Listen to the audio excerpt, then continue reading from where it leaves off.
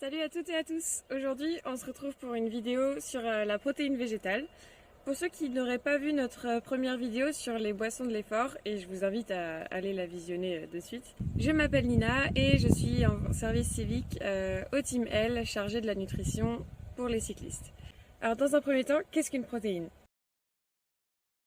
Une protéine, c'est une chaîne d'acides aminés, et lors de la digestion, ces acides aminés vont se libérer pour être assimilés par les intestins.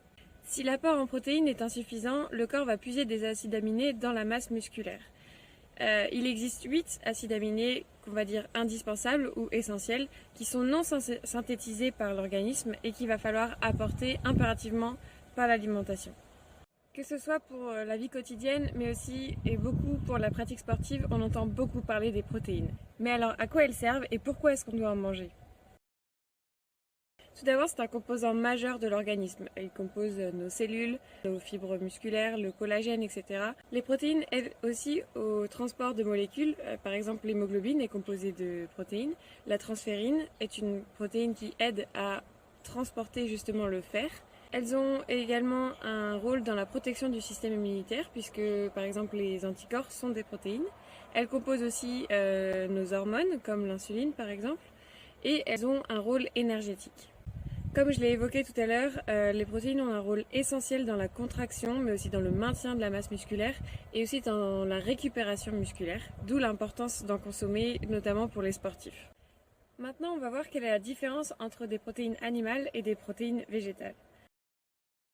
Pour commencer, les protéines animales, elles sont dites de bonne qualité car elles ont un aminogramme complet avec tous les acides aminés indispensables ou essentiels. Ceux qui ne sont pas synthétisés par l'organisme. Ces aliments, ça va être la viande, le poisson, les œufs, les produits laitiers, tout ce qui est issu de l'animal. Concernant les protéines végétales, elles ont dans la plupart des cas un facteur limitant, c'est-à-dire qu'il manque un ou plusieurs acides aminés. Souvent, on va rechercher la complémentarité de ces acides aminés pour une meilleure assimilation des protéines et pour apporter tout ce dont le corps a besoin. Les aliments concernés par les protéines végétales sont les céréales, les légumineuses, les graines oléagineuses comme les noix, les noisettes, les pistaches, etc. Évidemment, il y a des protéines dans d'autres aliments, mais ceux-là sont particulièrement concentrés en protéines. Généralement, les protéines végétales vont être plus intéressantes nutritionnellement car elles sont moins riches en acides gras saturés. Par exemple, pour 100 g de viande rouge, on retrouve 26 g de protéines et 10 g de lipides, dont 4 g d'acides gras saturés. Alors que pour 100 g de lentilles, on va retrouver 10 g de protéines et seulement 0,5 g de lipides et pas d'acides gras saturés. L'avantage des protéines végétales, c'est qu'elles vont généralement avoir un apport en fibres assez important et également en micronutriments comme des vitamines et des minéraux. Comme je l'ai expliqué tout à l'heure, les protéines végétales ont des facteurs limitants. Mais il y a un moyen d'avoir un apport en protéines correct sans pour autant consommer de protéines animales.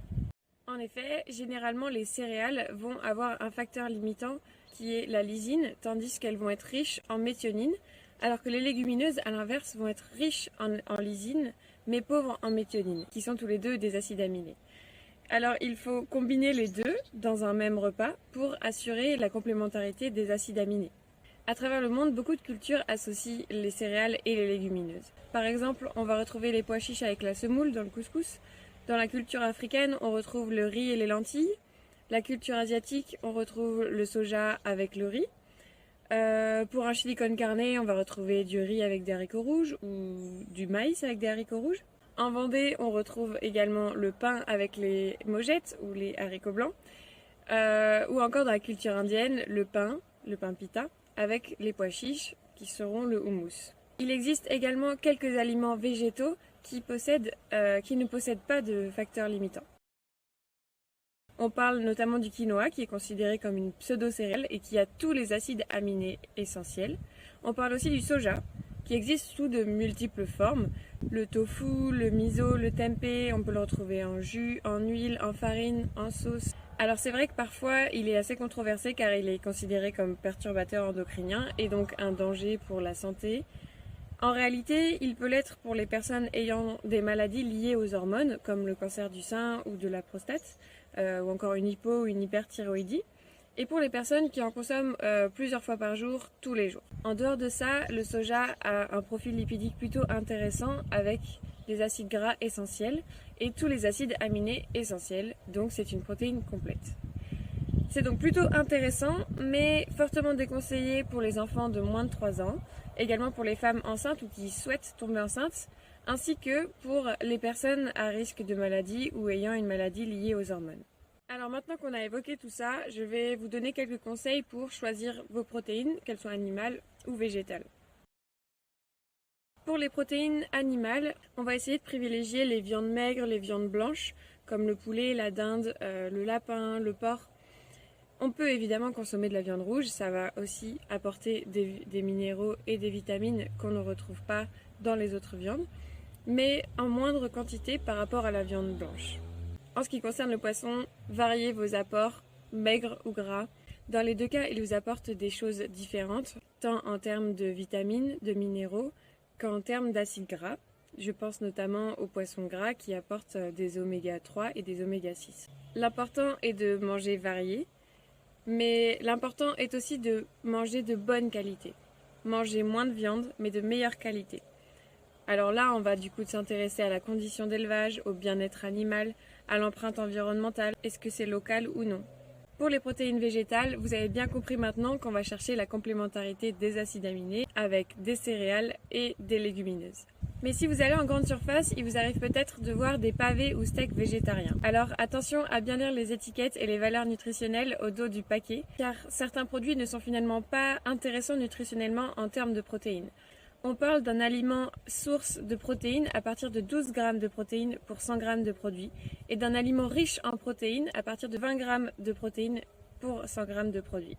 Alors choisissez bien vos substituts et n'hésitez pas à retourner les paquets dans les rayons. Voilà, vous savez tout maintenant sur les protéines végétales. Je pense que la complémentarité des acides aminés n'est plus un secret pour vous. N'hésitez pas à liker, partager et commenter la vidéo. Et n'oubliez pas de manger des lentilles avec vos pâtes. Et on se dit à très vite pour une nouvelle vidéo nutrition sur la chaîne du team. Salut!